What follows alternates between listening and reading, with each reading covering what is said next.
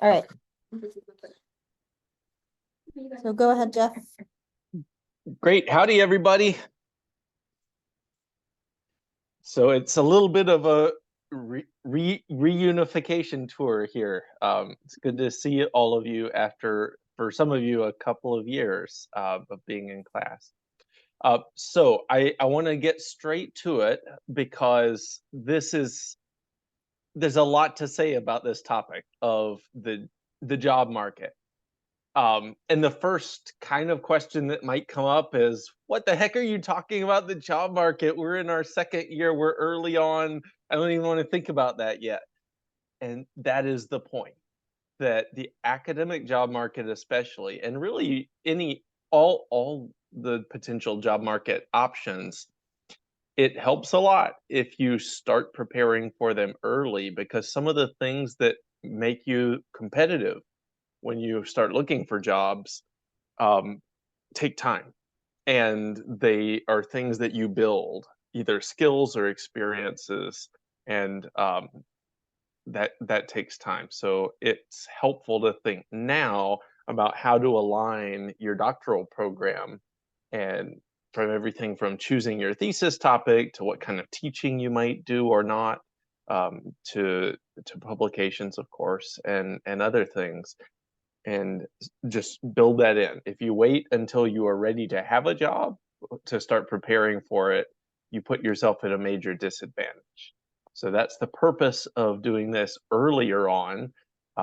Although some of the information that we talk about now will certainly be relevant for people who are currently on the job market. So that's one of the reasons we're recording this session, is people don't always think they need to hear this until they're right in the moment, and we want the resource to be available whenever it is that someone is looking for that information. So that's what we're doing today. Just as I think everyone in my screen at least knows, there may be a couple of folks I haven't met in the room that I can't see. I'm Jeff Pugh. I'm a professor in the conflict resolution, etc. department. So let me first, because this session is going to involve mostly me talking.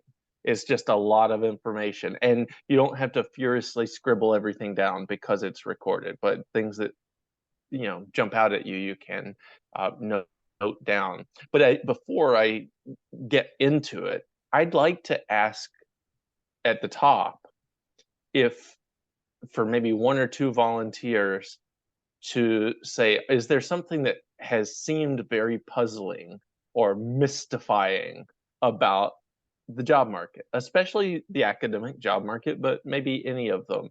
Are there things that you are wondering about, or aren't sure how it works? And we can sort of incorporate those in. Chris.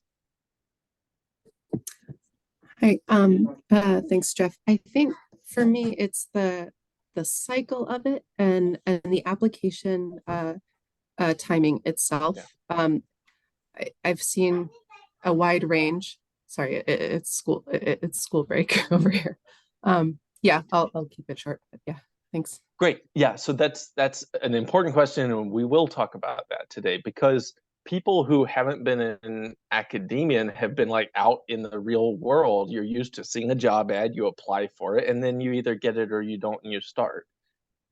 It's pretty weird, but there's a whole annual cycle, and there's certain times that jobs are posted. In our field, it's often September. Applications due September, October, November. And then there's a phase of selection, interviews, etc., over the winter and early spring. And then mostly that's for jobs that would start the following September. So if in April you decide, oh, I'd like to be on the tenure track job market and get a job that I would start in the next few months, it's a hard road to go, because it's so late in the cycle that your options are going to be very few at that point. But a different kind of job, like adjunct positions, visiting one-year teaching positions, or postdocs, it might be right in the middle of that season. And so that would be a good time to apply for those jobs. So the timing affects which kinds of jobs that you can apply for at a certain time. So you want to plan ahead and decide probably a year and a half ahead of time when you think you're going to want to be on the job market and like prepare for it. Okay, so let me share screen. Okay.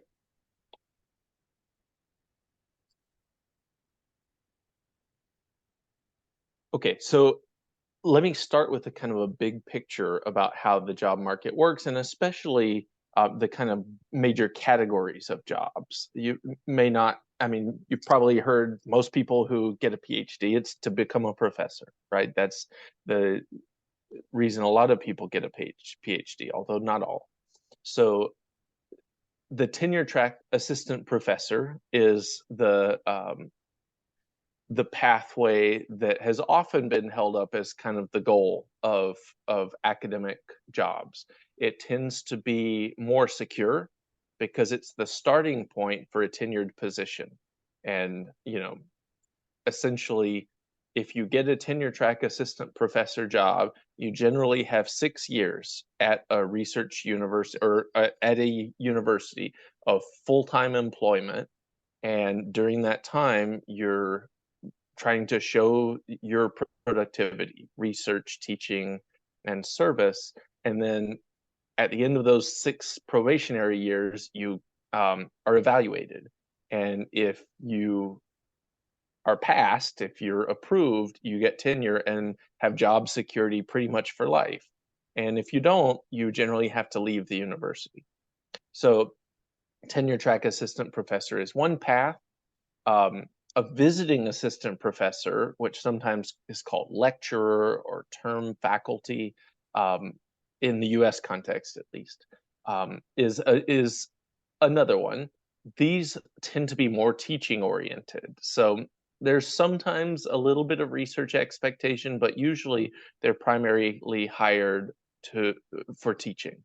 And so the teaching load is probably on average going to be higher than a tenure track position.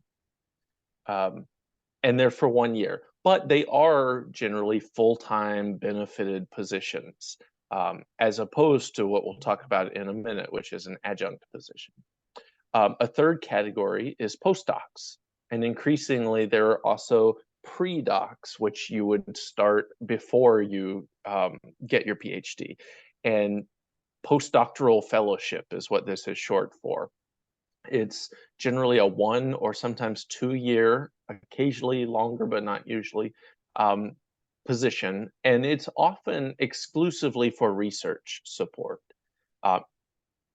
So occasionally there might be a teaching postdoc or a diversity postdoc or of other types that are actually not that different from a visiting assistant professor position. But in general, postdocs are 1 year or 2 year positions where you're focused mostly on research and don't have a whole lot of other responsibilities. We'll get more into depth in it on that in a moment. Adjuncts are shorter term. They're often paid by the class teaching positions. So this is not having research expectations. It's not usually a full-time position. So you might agree to teach a class for a university. You may even agree to teach 2 for one university and 1 for a different university. So it's a different kind of expectation of a relationship with the employer, with the university. These are much more ad hoc. Usually they come about when a department realizes, oh, we need someone to teach this class this semester and we don't have someone to do it. So let's find an adjunct to cover the course. The good thing is that there's usually just knowing about them is the biggest challenge. There's not usually a whole national search with lots and lots of applications because they are often for something that's needed pretty soon. And they're mostly worried again about teaching rather than research. And then finally, non-academic jobs. And this is, although it's the last bullet, this is a really big area with lots of directions that it can go in. For this one, it's important to think about not only like your identity as an academic and what box you fit in, but think strategically about what skills you have as a result of going through this program, or some that you may already have had before, some that you might pick up through jobs that you do along the way. It's easy for doctoral students to identify so much with their academic identity and their topic that they forget about all the actual real skills they have, like research, like data analysis, presentation skills, maybe negotiation, maybe proposal development writing. All of those are skills that people out there want and might be willing to pay for. So we'll talk some about non-academic jobs, whether it's in think tanks, non-governmental organizations, international organizations, the corporate sector, including research and data analysis, doing survey work and stuff, for marketing firms, for the other corporate type places, training and things like that, and consulting as another type of pathway. In terms of the timeline, so this gets at Chris's question, you would want to start a year ahead of time for the tenure track market. Usually you would go on the market when you have completed the data gathering for your dissertation. And I would say you should have at least written a chapter or two of your dissertation so that you can credibly say you're likely to finish within the next year. And the reason I give that concrete indicator, lots of us have plans and ambitions. We would love to finish our PhD in 4 years. And so in year 3, we're saying, okay, maybe I'll be done by next year. But if you are still in the field gathering data, or you haven't actually written any chapters, it's probably too early. And the reason that's why not go early? The reason that's a problem, one, it's an opportunity cost. Being on the market is incredibly time consuming. And so if you're spending a lot of your energy on that, you're actually not finishing your dissertation in a timely fashion, which is at that stage more important for you to do. And the second one is, again, the credibility signaling. Almost all academic jobs, at least on the tenure track market, and most of the visiting assistant professor jobs, though not all, are going to require a PhD by the time you start the job. You don't have to have a PhD to apply most of the time, but you need to be close enough that you can signal, and your advisor, if they ask, can credibly signal that you would be done, defended, graduated before you would start the job in September of the following year. So that's how people can tell if that's credible, by those indicators, like, is there a chapter or two written? For the tenure track market, the listings generally appear to start in July or August. Usually the deadlines for submitting the applications are September, October, November. So there are some that continue on after that. For the visiting assistant professor and postdoc positions, those are usually a little later. Usually the postdocs are often in January or February, and these could be very prestigious fellowships that are offered every year. Harvard, Stanford, Yale all have big centers, and they have certain fellowships they hire every year. And so, but there are others as well. And those are generally starting in January throughout the spring. And particularly visiting assistant professors could even go into the summer a little bit, depending on when they get approved to start in the fall. Now, adjunct positions and non-academic jobs hire throughout the year. So they're not necessarily on a set cycle or schedule like that.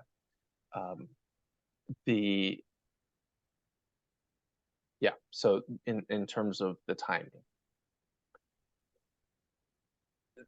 Just an idea of the mechanics of the process. Tenure track positions are highly competitive. They often have hundreds of applications, sometimes fewer.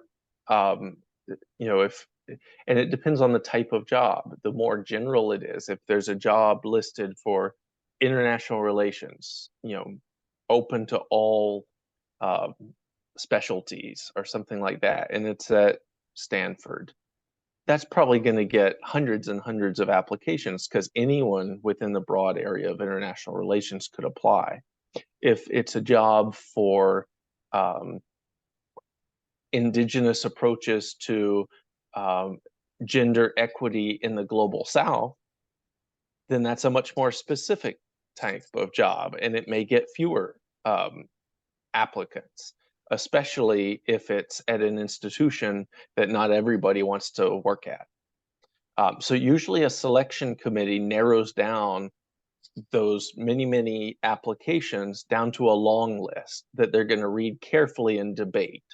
And so that's important, that you've got to put a lot of time into the materials that they are most likely to be scanning through. And I would say the CV and the cover letter are the two most important pieces of your job application. The other parts of it will become relevant if someone says, this is interesting enough that I'll look more. But they're not reading carefully every page of your application at that stage. They have to winnow it down somehow, and different places have different criteria of what they're looking for. Once they get it to a long list, maybe 30 or so, they would then have a meeting among the committee and probably select a short list. At some point in there, they may have other mechanisms like Skype interviews with the semi-finalists, those who have made it to that long list or short list. They might have a department vote to decide who are going to be the finalists. Any of those kind of mechanisms might be used to narrow down to the 3 to 5 people who will probably be invited for campus interviews. And that's a part of the tenure track job market, is that the last few people are generally invited to the campus. The school covers the cost of bringing you to campus for 1 to 2 days, and it's a very intense process of meetings with most of the faculty, maybe the search committee, usually administrators like the dean or president. And then there's generally a job talk, which is a presentation of your research that is 30 to 40 minutes long. And that is probably the most important part of the process. There's a lot riding on that presentation, and a lot of the faculty who will vote on you, that's the one thing they know about you, is what they see in that presentation. Okay, so that's the tenure track job market. The visiting assistant professor or lecturer sort of 1 to 2 year market, these are on average probably less competitive than tenure track jobs, but they can still be quite selective, and there could be lots of applicants. These are generally full-time positions with salary and benefits for 1 to 2 years. They might still have a search committee and may even have a campus visit, but they might not, right? So that's not definite that they would have that campus visit. And even if they do, it may be less formal. They might have sort of fewer things that they need to see. An important thing to realize structurally about all this is, over time, tenure track positions have declined. So right now, there's about a fourth of the academic positions are actual tenure track jobs, and more than half are non-tenure track. And that may have even increased now. This is as of a few years ago. So that's an important thing to realize, that this whole process is not just a meritocracy. There's a lot of randomness to it. And structurally, there are more people who are well qualified and need jobs than there are jobs for tenure track assistant professor type jobs. And so it's good to do some introspection about what things you enjoy. Do you mostly like research? Do you mostly like teaching? Do you really want to be in practice? And align your strategy with the thing you actually want to do. the most, instead of assuming that a tenure track job is the thing you need to end up in to be a success. That's often the implicit message given by graduate programs. And I think our department tries to model a different approach, that we want to know from you what you find rewarding, what your goals are, and then support you in finding a position that does that. And that might be a tenure track position in a certain kind of institution, or it might be something else that is not that, that would better meet your goals. So continuing on the mechanics of the process, postdocs and pre-docs are sometimes highly competitive. There's usually a chance to focus on research with few teaching obligations, but increasingly there are things called teaching postdocs that might have a couple of courses, and the idea is that there's mentoring involved, there's sort of support to help you develop as a new academic. So take a year or two of, usually even if there is teaching, it's less teaching, maybe one course per semester or something like that.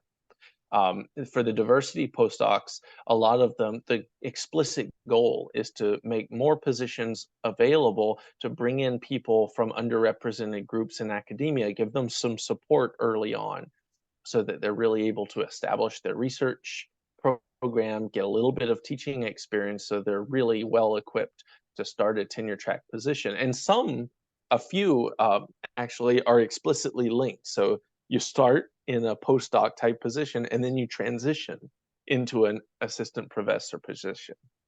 That's not that common, but there are some of those.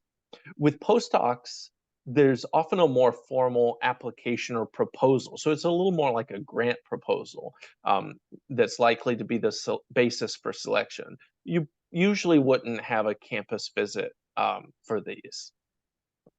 With adjuncts, they're often responding to timely needs. So for this, the most important thing is just to be aware that somebody needs to hire in a particular area and for them to know about you.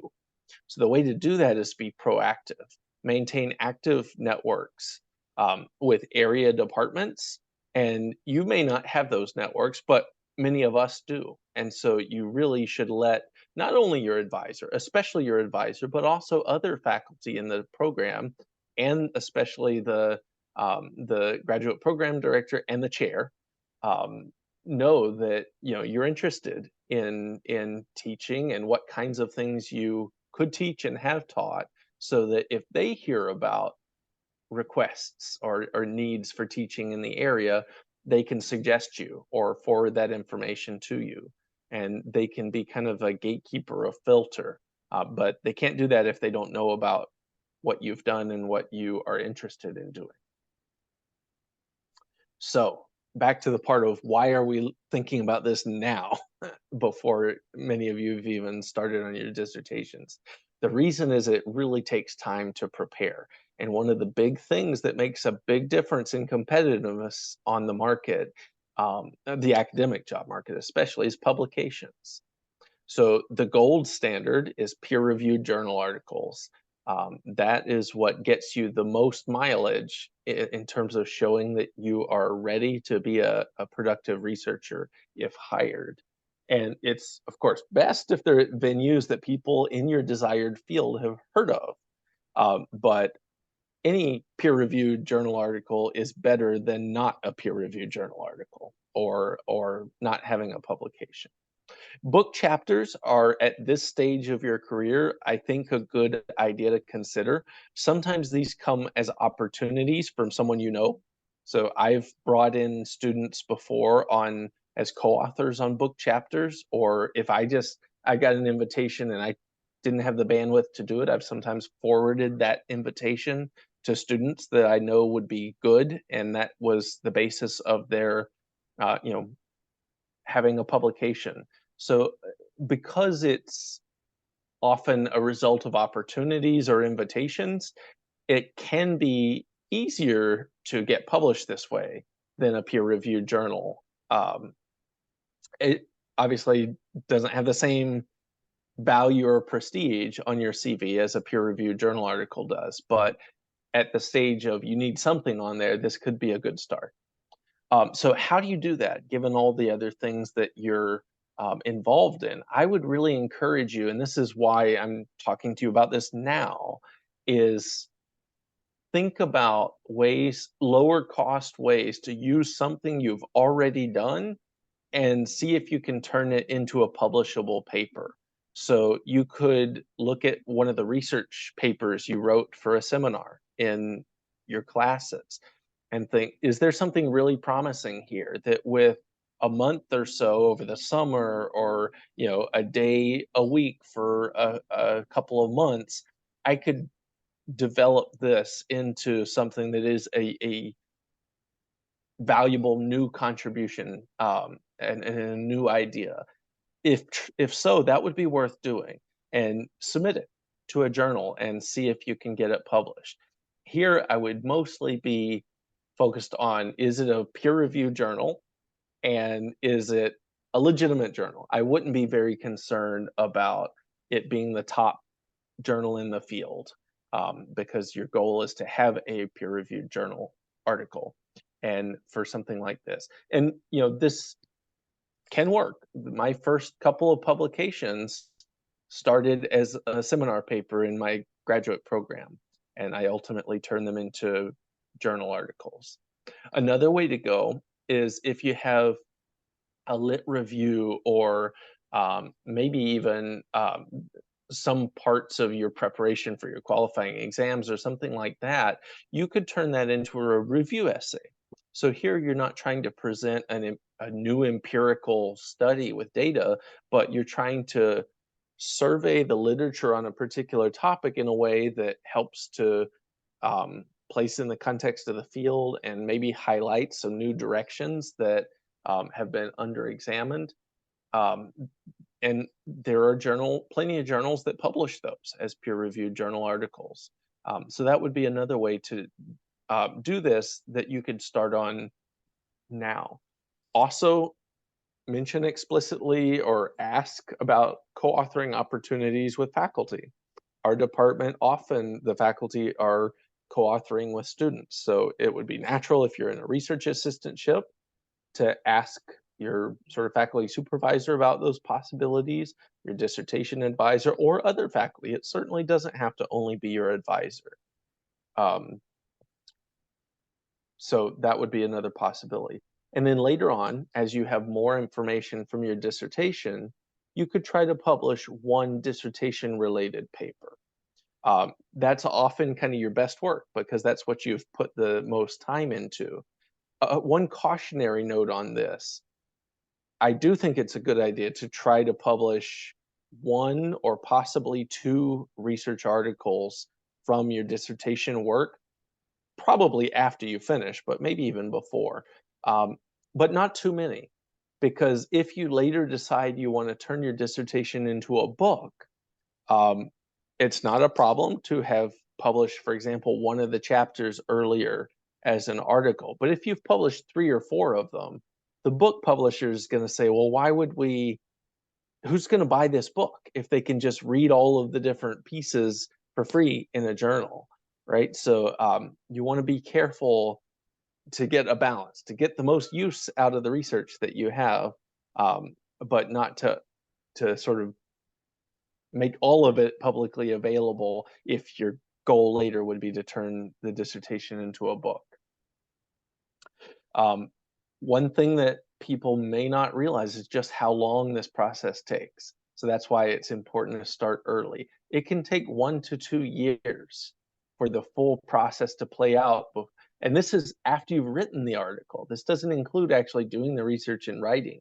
This is after you have it ready to submit it to a journal, for it to go through the review process. It goes out to anonymous peer reviewers who send comments back, and the editors make a decision. If they invite you to make revisions, that takes time. Sometimes it's rejected the first time and you rework it and send it back out somewhere else. That takes time. And then if it's accepted, it's still not published. It still has to go through a production process, which can take months. Sometimes I've had a case where my acceptance the time from my acceptance to when it was actually out in the print journal was a year. So you want to start earlier on this. And then if you do publish something, a scholarly article or something, it's good to try to summarize takeaway message from it in shorter blogs and in different places to kind of direct attention back to the initial article. And those can be disseminated more widely through social media and email and things. So another thing that you can start now thinking about how you want to shape your graduate program to be competitive on the market is around teaching. For almost all of the job categories that I described, other than maybe postdocs and non-academic jobs, having teaching experience is pretty important to show that you would be ready to hit the ground running. And fortunately, we do offer a number of opportunities for you to develop that experience. Being a teaching assistant is useful, but really it's good to have experience having taught a class yourself as the instructor of record. So at UMass Boston, we have an honors teaching seminar, which actually gives training in teaching. That's actually kind of unusual in graduate programs. And then a number of our students have taught a course in the honors program on the basis of that. Some of our students have taught courses in our program or in other universities around. This is especially common after the funding runs out and you're looking for ways to support yourself. So not only does that pay the bills, it also does give you teaching experience. When you do that, I would say it's pretty important the first couple of times especially to make sure to know how are the teaching evaluations going to happen. Will there be one? There usually are, and if so, make sure that you are able to get them and that you save them. And I was at an institution once that did teaching evaluations almost exclusively quantitatively with a bubble sheet of 1 to 5 numbers.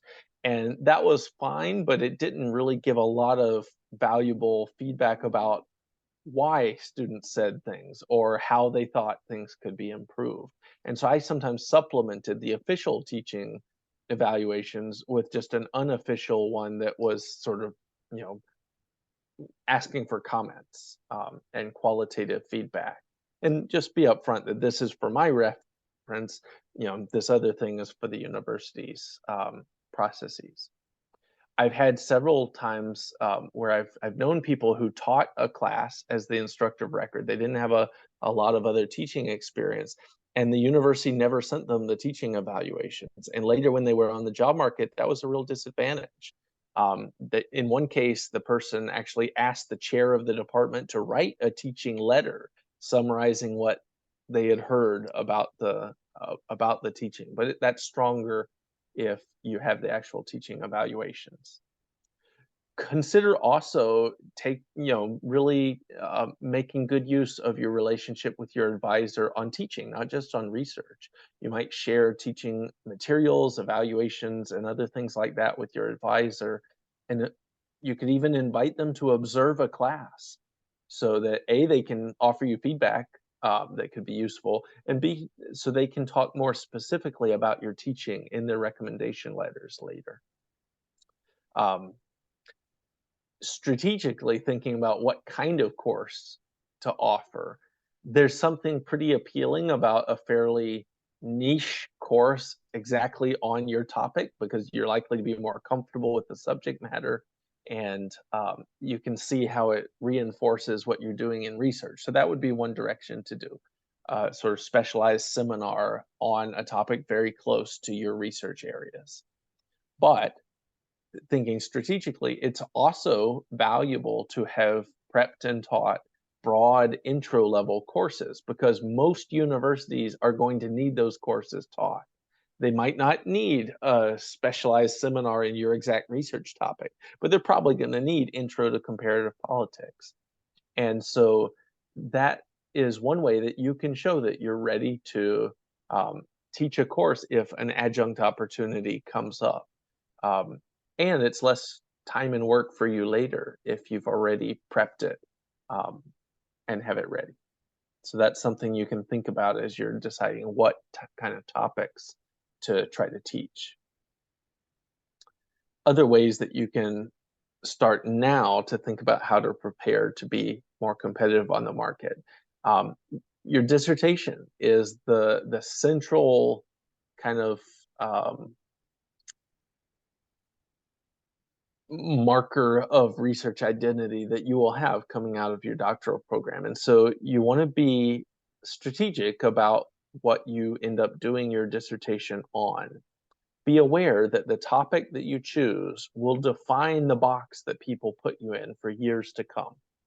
And I don't say that to try to put pressure on you, but to just make you aware of how that is used. Because when people are hiring, they're not actually thinking in a nuanced way about your specific research topic and how it contributes to the literature. That's what they'll think about if you make it to the job talk. But when they're looking in general at candidates to hire, they're trying to think what kind of topics they can teach on is often at the top of their mind. Could this person really teach European politics? Well, the dissertation looks at cases in Europe, so probably. Or could they teach international organizations? Yeah, I think the dissertation really focuses on the EU and some regional institutions, so probably, right? So they're actually trying to put you into a box of teaching interests, especially, and also broadly making sure that the department has coverage on research topics as well. So you want to try to align the box that you want to be put in with what your dissertation, articles, and teaching will signal about you, and try to have it be a coherent framing of your work. You want to think about what department or kind of department you might want to work in and what sort of classes you would teach and whether your dissertation would make sense to that audience. Sometimes it's very creative and innovative, but kind of out there. And if you're saying, well, I want to work in a political science department, and your topic is very far from what most political scientists are doing, then that could be a flag that's raised by the hiring committee is, are they really squarely enough in what we're doing? On the other hand, if you want to work in a broader interdisciplinary global studies program, for example, then there may not be the same kind of boundaries on topics that there would be in a disciplinary department. I would say in choosing your topic, it makes more sense to go for an interesting theoretical contribution and argument above a trendy or timely topic or method. So there often are trendy and timely topics, right? When I was in grad school, a lot of it was around terrorism. This was in the war on terrorism. And at that point, migration and environment were seen as these peripheral kind of very marginal topics. I was actually directly counseled by someone not to pursue these areas because they didn't fit very well within mainstream international relations. And ultimately, I decided I cared enough about my topic on migration that I changed advisors and that I was committed to it, even though it wasn't particularly trendy at the time. I thought it was important. Now, I would say more people seem to think climate change, environment, and migration are pretty important topics. But it's not necessarily you want to try and chase a topic just because there's a lot of people hiring it right now. The time between when you choose it and when you get hired is so long that you just need to choose something that you think is interesting and that you care about. So you got to pick something you care passionately about. Otherwise, it's hard to sustain because the doctoral program really is an exercise in persistence more than anything else. And the next piece is really thinking some introspection about what are your goals? What will set you apart? So you need to develop your unique story or hook as a kind of compelling narrative that you start building now. And that can help catch people's interest and motivate them to listen. So seeing how practice that you did in the field led to your research agenda and also your teaching interests can help people make sense of who you are and can show them why that would be helpful at their institution. And my advice is to lean into your strengths. When I started my doctoral program, I did almost the opposite of this. I came in after having lived in Ecuador and starting a nonprofit organization there on peace and conflict resolution. And when I came in, I resisted being labeled as a Latin Americanist. I was like, oh, I want to expand and look at the whole world. And so I want to be thought of as a general IR person. And I continued that even through the job market. But the thing is, there's a lot more people out there who could be competitive as a general IR person than there are Latin Americanists. And so the places I got the most interest and offers were those that were for the specialized areas in my strength. In my case, it was either Latin America or conflict resolution. It wasn't usually the sort of broad, whatever topic in all of comparative politics or all of IR. And then also know if you hate or love research. If you're hired for a tenure track assistant professor position at a research university, the expectations are probably going to be pretty high to be publishing peer-reviewed journal articles in top places, to publish a book, etc. And that will determine whether you stay in your job, if you get promoted or not. So if you hate research, that's going to set you up for not being happy. And if you love teaching, but not research, you can make a choice of, well, if both are expected here, then I can deal with the research and enjoy the teaching. If I know I just don't like research and only like teaching, you might want to choose a strategy that emphasizes teaching positions, either tenure track positions at liberal arts colleges or at more regional universities, state universities that are often more teaching oriented. Community colleges are more teaching oriented. If you really care about practice and policy, then there are some university tenure track positions that reward that and value it. Others don't. So if that's really where you are deriving a lot of your passion and interest, a think tank might be a good alternative direction, or a consultancy, or even government work, right? Or intergovernmental organizations that would allow you to use some of the research and presentation skills that you have from your PhD, but apply it consistently to policy problems in the real world. So that informs a lot, the type of job that you target and what you start doing to prepare for it now. Other things that you can start doing now. I highly recommend and want to emphasize to you that academics are largely public figures. Some people are more comfortable with that than others. Others put more time into it than others. But our kind of currency, the value that we have in our field, is the extent that people read, know about, and use the work that we produce. If the ideas that we come up with and the pieces that we publish just sit there and nobody ever reads them or knows about them or uses them, it isn't very rewarding and it's kind of wasted effort. So we want to make sure that people know about what we're doing.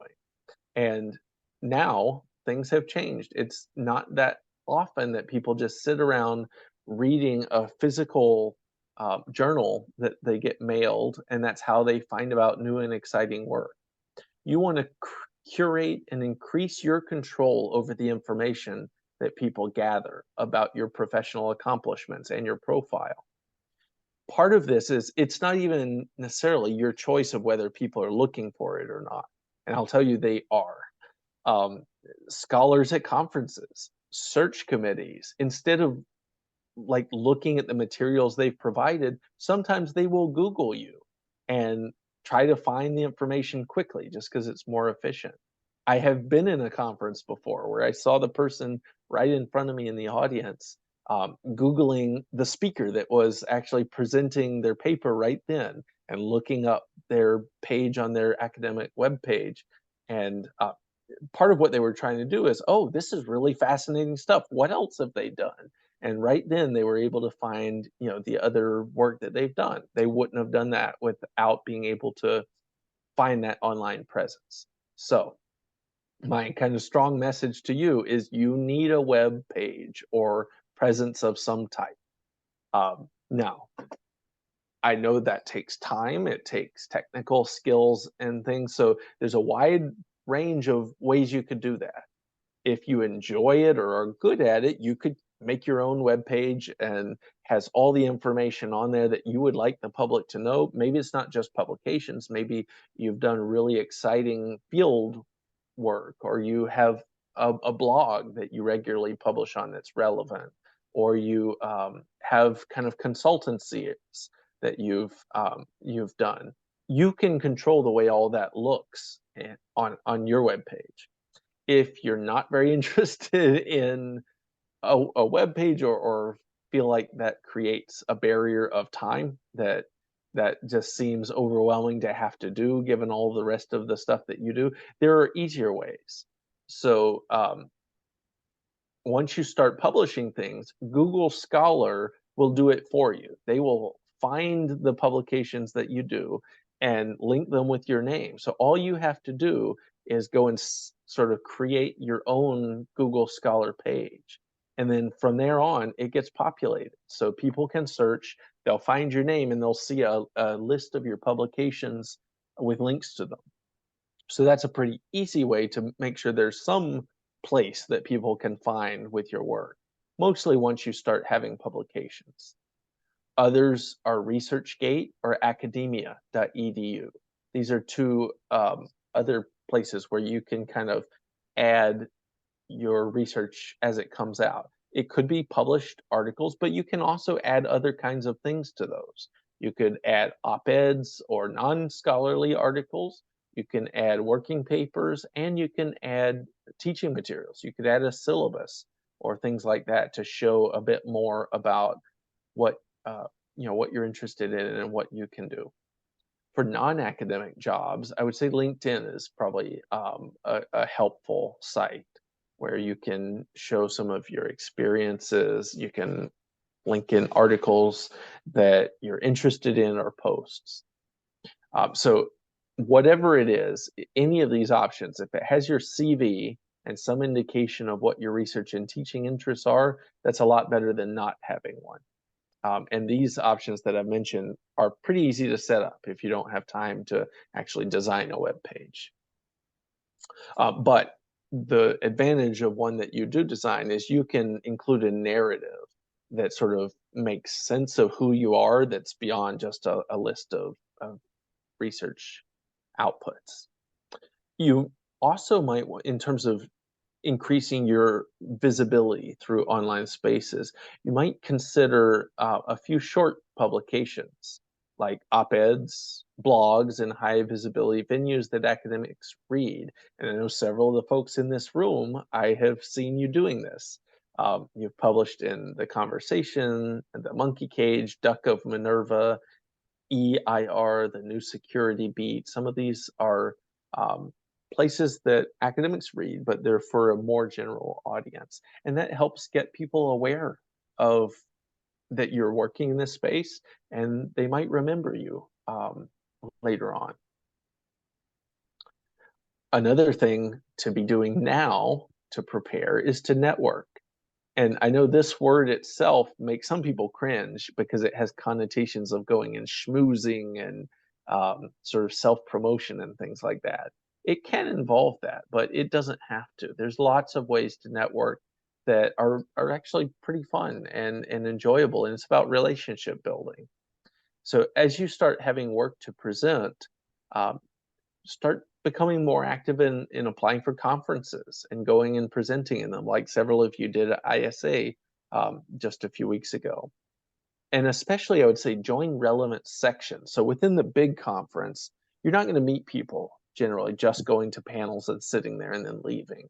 But in the sections that are on specific topics, you might have more opportunity to get to know people.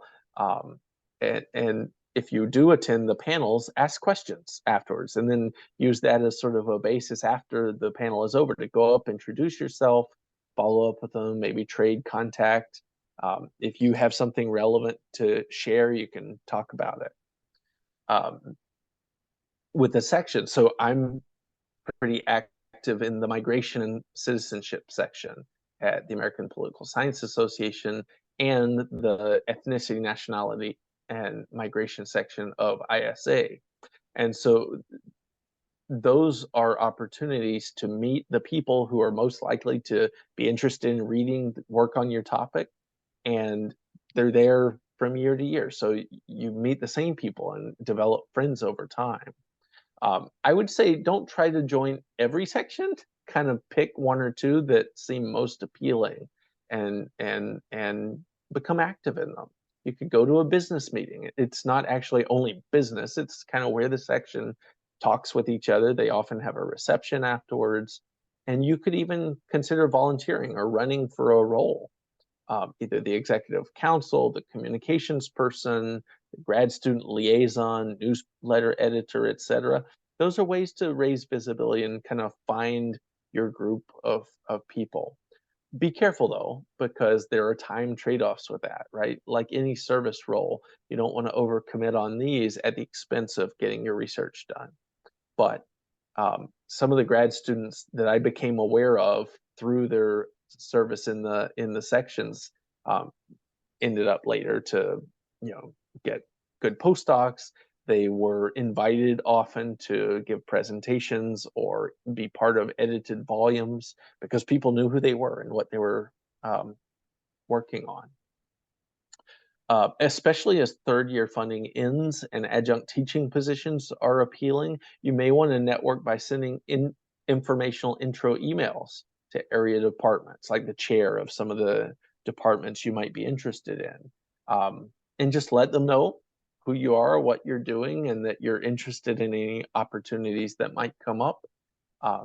And you could even request just an informational interview, just to sit down and ask about their institution and the kinds of things they work on, and talk about yours without any particular outcome pressure, aware that they're not hiring right at that moment, but just building that relationship. Social media can be useful, but it can be a double-edged sword. So I have seen Twitter, maybe before the most recent takeover by new ownership, be a very valuable source of socialization beyond your own university. So getting a sense of what other academics out there think, and not just what they write in their formal articles, but like what their conversation is like with each other. It can be quite helpful. There are tags and accounts that can help you curate that. Academic moms, there's tags for parents, there's some for just PhD students in general.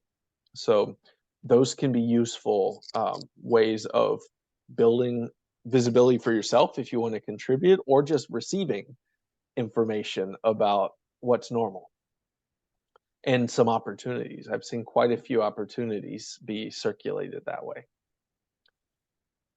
And not only your own networks, but take advantage of your advisors' networks and the whole faculty's networks. So we can introduce you to people at conferences if you go and we're there.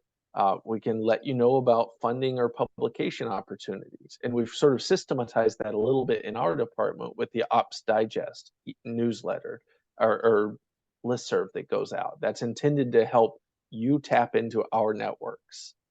And then I, just as a specific one, I would really highly recommend the Bridging the Gap network. I attended one of their faculty seminars last summer, and it was very valuable. This is a group that tries to help academics make the research that they do accessible and useful to a policy audience and a general public. So they do media training, they introduce you to government folks and think tank folks, and it's a valuable network to be a part of. They have a workshop for PhD students, and it is currently accepting applications. It'll be at Denver. They, there's funding attached to it, so they cover the costs and everything. And if you're interested, go to this link, and the applications are due by the end of this month. So if you're interested in that, I would highly recommend it. For specific search strategies, like how do you find the jobs once you're interested in going on the market?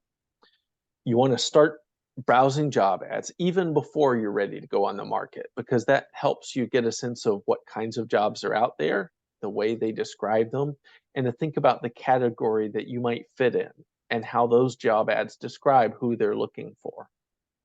So you want to take full advantage of the opportunities that we already make available. If you go to the Cruzgug website, our department webpage on UMass Boston site, there is a link under resources that says job links, I think. And that has lots of starting points. Where would you find jobs available? They make sure that you're on the email listserv, Cruzgug Jobs, which is a Google list that sends out a digest daily if there are posts.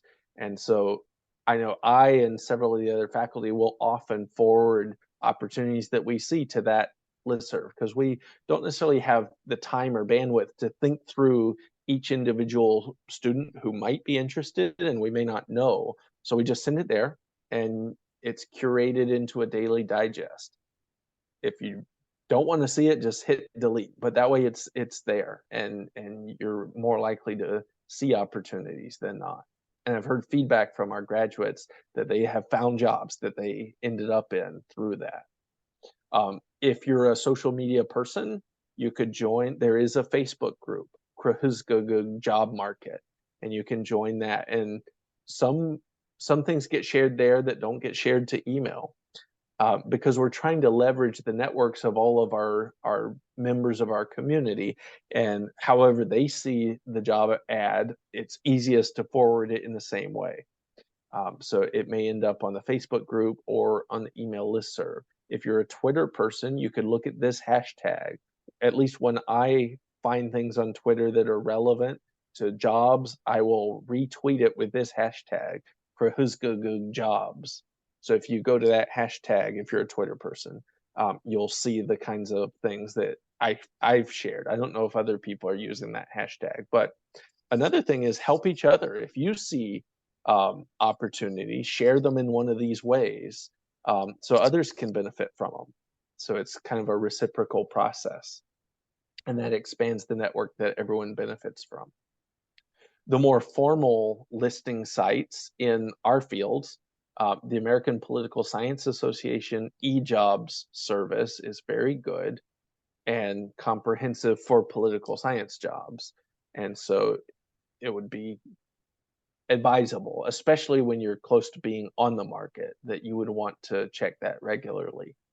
ISA, the International Studies Association, also has a job bank.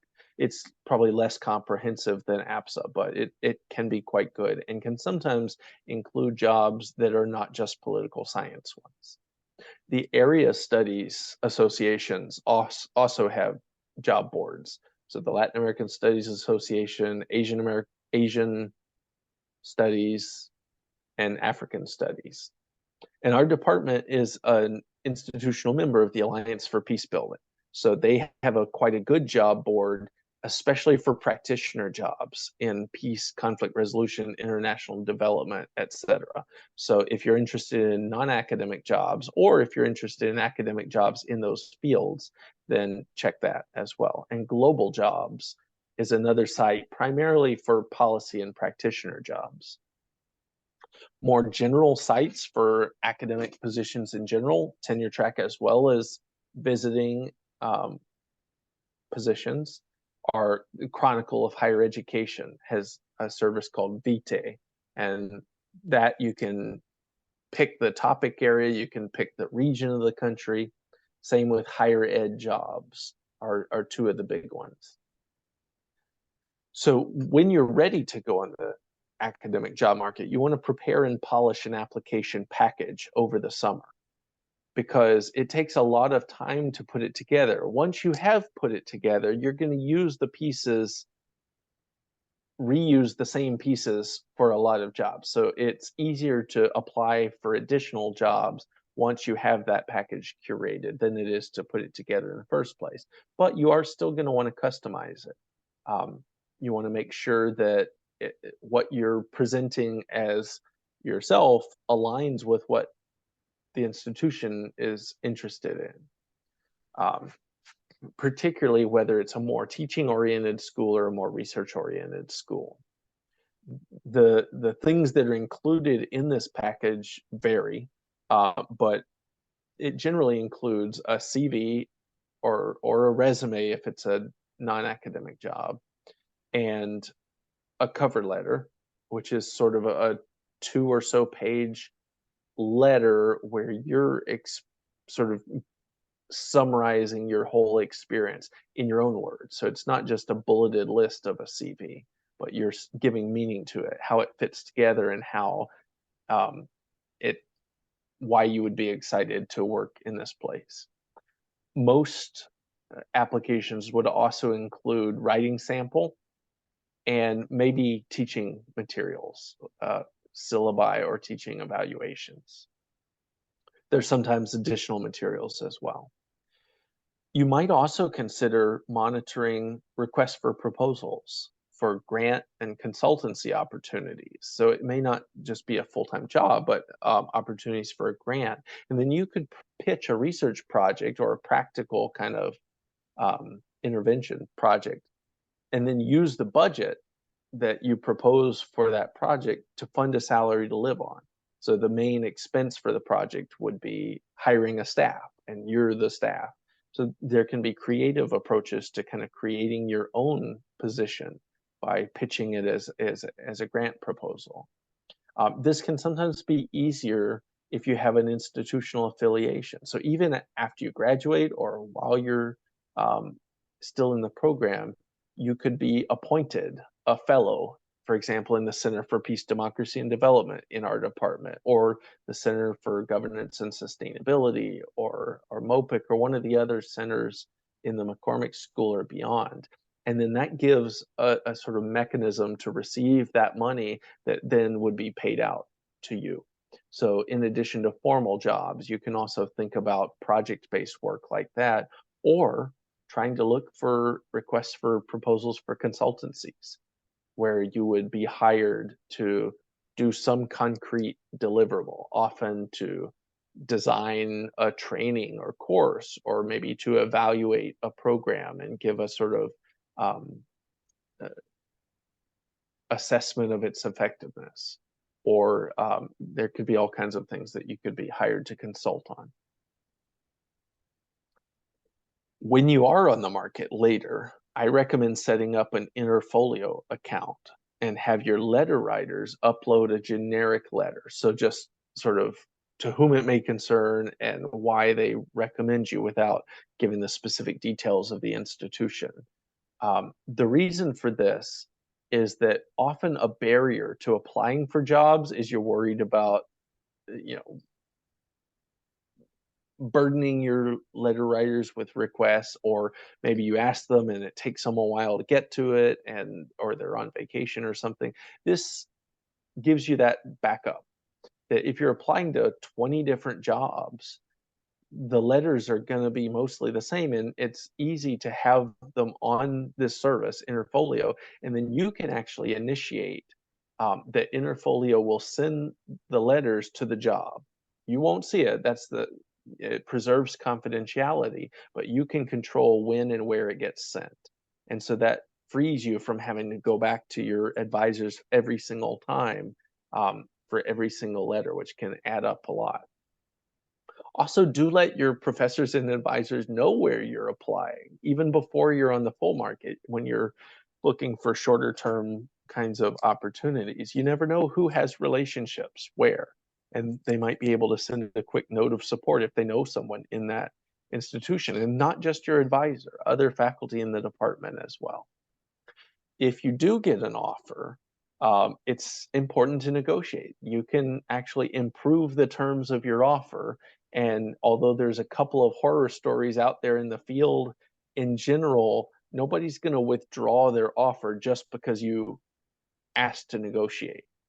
They might say no to what you asked for, but it's generally worth negotiating and is fairly expected. And to prepare for that, you can get information on what are kind of the averages in the field. The Chronicle of Higher Education has a salary survey that's quite good about giving you numbers by state, by sort of level, like what's the average for assistant professors in this state, for public universities, for private universities, etc. The American Political Science Association has salary data. And so within our same field, that can be good information about what average salaries are. And that can kind of give you an idea what to expect and how to gauge what's reasonable to ask for in the negotiation. Our recent experience is that when our students have gotten a job talk, especially a campus invitation, they then ask their advisors. And since I'm serving as the placement director, sometimes I get looped into those conversations too, and we give them a bunch of advice and information. But it's good to start those conversations earlier, even when you start the job market, because that way you have more time to prepare. Just to give you a little bit of an idea of some of these numbers, this is a salary report, and this is from 4 or 5 years ago. But these are some of the average salaries at the different levels. So if you look, assistant professor, a mean, an average salary was $70,000, more or less. An adjunct faculty who is teaching, these are the kinds of numbers that some of them were making per class. And then the visiting professor, like I mentioned, visiting assistant professor, 1 to 2 years, the average was 53,000. Obviously, there's a lot of range here, as you can see. It depends a lot on where, the cost of living, and the type of institution. For non-academic jobs, this is actually from a survey of conflict resolution employers, those involved in international peace and conflict resolution. So people who hire in that field, what are the things that they think are important in advancing a career? And what do they look at as most important in graduates that they would want to hire? And related work experiences at the very top, overseas experience and things like that. So if you have that kind of a trajectory in mind, that you actually aren't so sure you want to be a professor, you might want to be in policy or a nonprofit or international development kind of work in a practitioner role, it might be well worth your while to, for example, take one of your classes as your electives, be an internship where you actually do some work in a field placement, and hopefully link it with your program of study, but are gaining some real world opportunities. Maybe you spend your summer on a consultancy where you're carrying out some work for an employer that you can then later show as a track record of deliverables. Because that is one of the big things that makes a difference for the kinds of folks who are hiring in our field. And it's not just good grades or interesting research. So this is the top knowledge, skills, and abilities that are valued and reported by academic programs in conflict resolution versus employers. And you can see for academic programs, they care a lot about theories of conflict analysis, um, these very topical kinds of things. Whereas for employers, field experience, work and internships abroad, program management, program planning, design, monitoring and evaluation, budgeting, writing skills. So these are things that you might think are sort of peripheral side projects that are necessary to do. For example, if you get a dissertation fellowship, you have to do reporting. You had to write the proposal in the first place. You might need to keep a journal or a log of field notes and communicate that to somebody. You're focused more on the field work, but that support structure of skills that is the logistical skills that carries it out. Those are actual skills that you are developing and that you can later market if you're interested in non-academic jobs. So really think creatively about how to make that case if you're interested in that direction. Finally, sort of preparing for all this, fellowships and grants are not the same as jobs, but they are related. And many of these have an annual cycle. So you want to research before you need them to know what they are, what's out there, and develop a spreadsheet with targeted fellowships and their requirements, eligibility, and deadline. And then have kind of a work plan to stay ahead of the deadlines. If you are always waiting to the last minute and sort of playing catch up, you're probably going to have less competitive, proposals, because you really need a chance to hone and polish them, get feedback from others, and fully develop them. Fellowships and grants serve multiple purposes, and this is important in the context of the job talk or the job market conversation. So of course, they provide funding so that you can go do field work, you can improve your data, you can support yourself and live while you write. All of those things are obvious reasons why you would want the fellowships and grants. But it also acts as a signal to folks evaluating you on the job market. It's external validation of your capabilities that signals to committees who use these as shortcuts to identify research excellence or potential.